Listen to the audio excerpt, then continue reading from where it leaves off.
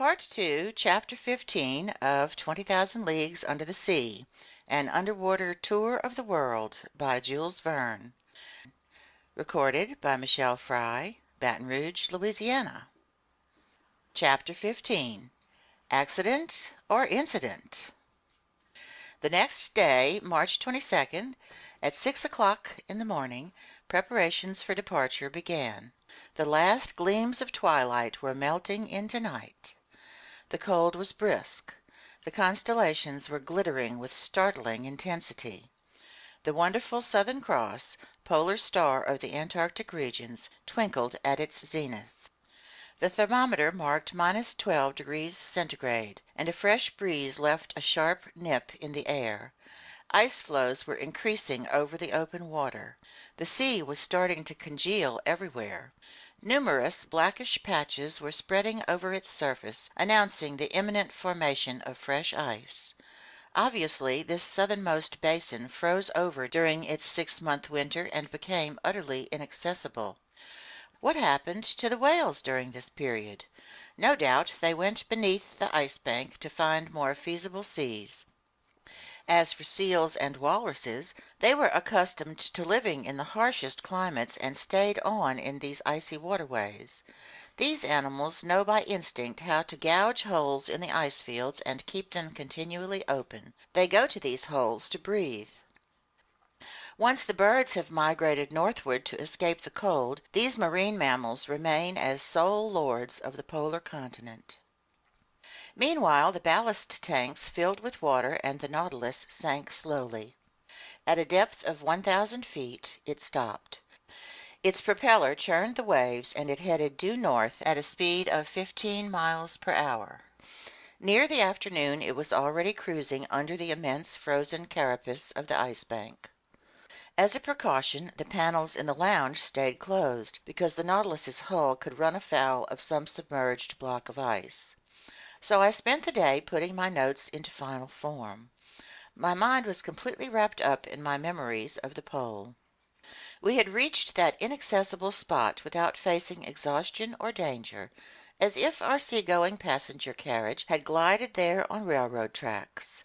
And now we had actually started our return journey. Did it still have comparable surprises in store for me? I felt sure it did, so inexhaustible is this series of underwater wonders. As it was, in the 5½ months since fate had brought us on board, we had cleared 14,000 leagues, and over this track longer than the earth's equator, so many fascinating or frightening incidents had beguiled our voyage. That hunting trip in the Crespo forests, our running aground in the Torres Strait, the coral cemetery, the pearl fisheries of Ceylon, the Arabic Tunnel, the fires of Santorini, those millions in the Bay of Vigo, Atlantis, the South Pole. During the night, all these memories crossed over from one dream to the next, not giving my brain a moment's rest. At 3 o'clock in the morning, I was awakened by a violent collision. I sat up in bed, listening in the darkness, and then was suddenly hurled into the middle of my stateroom. Apparently the Nautilus had gone aground, then heeled over sharply. Leaning against the walls, I dragged myself down the gangways to the lounge, whose ceiling lights were on. The furniture had been knocked over. Fortunately, the glass cases were solidly secured at the base and had stood fast. Since we were no longer vertical, the starboard pictures were glued to the tapestries, while those to port had their lower edges hanging a foot away from the wall. So the Nautilus was lying on its starboard side, completely stationary to boot. In its interior I heard the sound of footsteps and muffled voices, but Captain Nemo didn't appear. Just as I was about to leave the lounge, Ned Land and Conseil entered. "What happened?" I instantly said to them. "I came to ask master that," Conseil replied. "Damnation!" the Canadian exclaimed. "I know full well what happened. The Nautilus has gone aground, and judging from the way it's listing, I don't think it'll pull through like that first time in the Torres Strait." "But," I asked, "are we at least back on the surface of the sea?" "We have no idea," Conseil replied. It's easy to find out, I answered. I consulted the pressure gauge.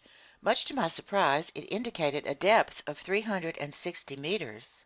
"What's the meaning of this?" I exclaimed. "We must confer with Captain Nemo," Conseil said. "But where do we find him?" Ned Land asked. "Follow me," I told my two companions. We left the lounge. Nobody in the library. Nobody by the central companionway or the crew's quarters. I assumed that Captain Nemo was stationed in the pilot house. Best to wait. The three of us returned to the lounge. I'll skip over the Canadian's complaints. He had good grounds for an outburst. I didn't answer him back, letting him blow off all the steam he wanted. We had been left to ourselves for 20 minutes, trying to detect the tiniest noises inside the Nautilus, when Captain Nemo entered. He didn't seem to see us. His facial features, usually so emotionless, revealed a certain uneasiness. He studied the compass and pressure gauge in silence, then went and put his finger on the world map at a spot in the sector depicting the southernmost seas. I hesitated to interrupt him, but some moments later, when he turned to me, I threw back at him a phrase he had used in the Torres Strait. "An incident, Captain?" "No, sir," he replied. "This time an accident." "Serious?" "Perhaps." "Is there any immediate danger?" "No." "Has the Nautilus run aground?" "Yes." "And this accident came about?" "Through nature's unpredictability, not man's incapacity. No errors were committed in our maneuvers. Nevertheless, we can't prevent a loss of balance from taking its toll. One may defy human laws, but no one can withstand the laws of nature." Captain Nemo had picked an odd time to philosophize. All in all, this reply told me nothing. "May I learn, sir," I asked him, "what caused this accident?" "An enormous block of ice, an entire mountain, has toppled over," he answered me. "When an iceberg is eroded at the base by warmer waters or by repeated collisions, its center of gravity rises. Then it somersaults. It turns completely upside down. That's what happened here.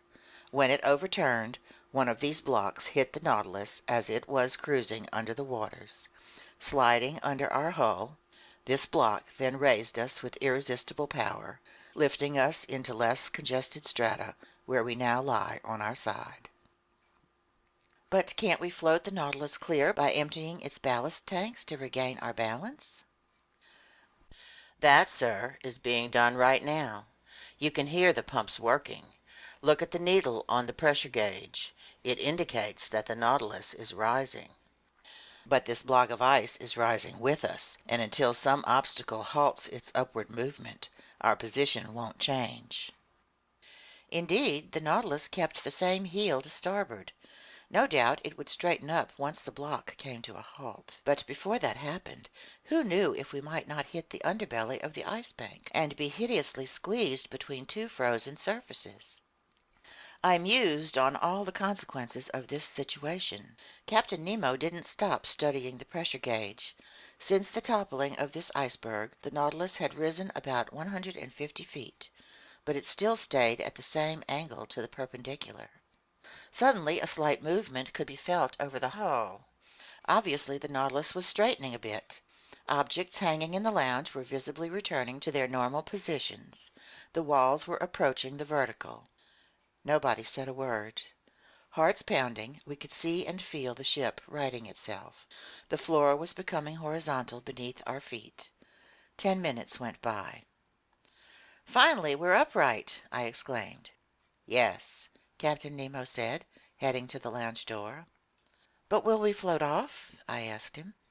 "Certainly," he replied, "since the ballast tanks aren't yet empty, and when they are, the Nautilus must rise to the surface of the sea." The captain went out, and soon I saw that at his orders the Nautilus had halted its upward movement. In fact, it soon would have hit the underbelly of the ice bank, but it had stopped in time and was floating in mid-water. "That was a close call," Conseil then said. Yes, we could have been crushed between these masses of ice, or at least imprisoned between them, and then, with no way to renew our air supply. Yes, that was a close call. "If it's over with," Ned Land muttered. I was unwilling to get into a pointless argument with the Canadian, and didn't reply. Moreover, the panels opened just then, and the outside light burst through the uncovered windows. We were fully afloat, as I have said, but on both sides of the Nautilus, about 10 meters away, there rose dazzling walls of ice. There also were walls above and below. Above, because the Ice Bank's underbelly spread over us like an immense ceiling. Below, because the somersaulting block, shifting little by little, had found points of purchase on both side walls and had gotten jammed between them. The Nautilus was imprisoned in a genuine tunnel of ice about 20 meters wide and filled with quiet water. So the ship could easily exit by going either ahead or astern, sinking a few hundred meters deeper, and then taking an open passageway beneath the Ice Bank. The ceiling lights were off, yet the lounge was still brightly lit. This was due to the reflecting power of the walls of ice, which threw the beams of our beacon right back at us. Words can't describe the effects produced by our galvanic rays on these huge, whimsically sculpted blocks, whose every angle, ridge, and facet gave off a different glow depending on the nature of the veins running inside the ice. It was a dazzling mine of gems, in particular sapphires and emeralds, whose jets of blue and green crisscrossed. Here and there, opaline hues of infinite subtlety raced among sparks of light that were like so many fiery diamonds, their brilliance more than any eye could stand. The power of our beacon was increased 100-fold, like a lamp shining through the biconvex lenses of a world-class lighthouse. "How beautiful!" Conseil exclaimed. "Yes," I said, "it's a wonderful sight, isn't it, Ned?" "Oh, damnation, yes!" Ned Land shot back. "It's superb. I'm furious that I have to admit it. Nobody has ever seen the like. But this sight could cost us dearly, and in all honesty I think we're looking at things God never intended for human eyes." Ned Land was right. It was too beautiful. All at once a yell from Conseil made me turn around. "What is it?" I asked. "Master must close his eyes. Master mustn't look." With that Conseil clapped his hands over his eyes. "But what's wrong, my boy?" "I've been dazzled, struck blind." Involuntarily my eyes flew to the window, but I couldn't stand the fire devouring it. I realized what had happened. The Nautilus had just started off at great speed. All the tranquil glimmers of the ice walls had then changed into blazing streaks. The sparkles from these myriads of diamonds were merging with each other. Swept along by its propeller, the Nautilus was traveling through a sheath of flashing light. Then the panels in the lounge closed. We kept our hands over our eyes, which were utterly saturated with those concentric gleams that swirl before the retina when sunlight strikes too intensely. It took some time to calm our troubled vision. Finally we lowered our hands. "Ye gods, I never would have believed it," Conseil said. "And I still don't believe it," the Canadian shot back. "When we return to shore, jaded from all these natural wonders," Conseil added, "think how we'll look down on those pitiful land masses, those puny works of man. No, the civilized world won't be good enough for us." Such words from the lips of this emotionless Flemish boy showed that our enthusiasm was near the boiling point. But the Canadian didn't fail to throw his dram of cold water over us. "The civilized world," he said, shaking his head. "Don't worry, Conseil, my friend. We're never going back to that world." By this point it was 5 o'clock in the morning. Just then there was a collision in the Nautilus's bow. I realized that its spur had just bumped a block of ice. It must have been a faulty maneuver because this underwater tunnel was obstructed by such blocks and didn't make for easy navigating. So I had assumed that Captain Nemo, in adjusting his course, would go around each obstacle or would hug the walls and follow the windings of the tunnel. In either case, our forward motion wouldn't receive an absolute check. Nevertheless, contrary to my expectations, the Nautilus definitely began to move backward. "We're going astern," Conseil said. "Yes," I replied. "Apparently the tunnel has no way out at this end." "And so?" "So," I said, Our maneuvers are quite simple. We'll return in our tracks and go out the southern opening. That's all." As I spoke, I tried to sound more confident than I really felt. Meanwhile, the Nautilus accelerated its backward movement, and running with propeller in reverse, it swept us along at great speed. "This'll mean a delay," Ned said. "What are a few hours more or less, so long as we get out?" "Yes," Ned Land repeated, "so long as we get out." I strolled for a little while from the lounge into the library. My companions kept their seats and didn't move. Soon I threw myself down on a couch and picked up a book which my eyes skimmed mechanically. A quarter of an hour later, Conseil approached me, saying, "Is it deeply fascinating, this volume Master is reading?" "Tremendously fascinating," I replied. "I believe it. Master is reading his own book." "My own book?" Indeed, my hands were holding my own book on the great ocean depths. I hadn't even suspected. I closed the book and resumed my strolling. Ned and Conseil stood up to leave. "Stay here, my friends," I said, stopping them. "Let's stay together until we're out of this blind alley." "As master wishes," Conseil replied. The hours passed. I often studied the instruments hanging on the lounge wall. The pressure gauge indicated that the Nautilus stayed at a constant depth of 300 meters, the compass that it kept heading south, the log that it was traveling at a speed of 20 miles per hour, an excessive speed in such a cramped area. But Captain Nemo knew that by this point there was no such thing as going too fast, since minutes were now worth centuries.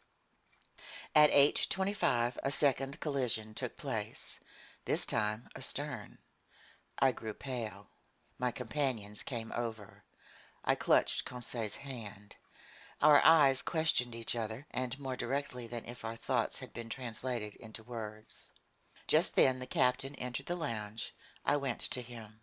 "Our path is barred to the south?" I asked him. "Yes, sir.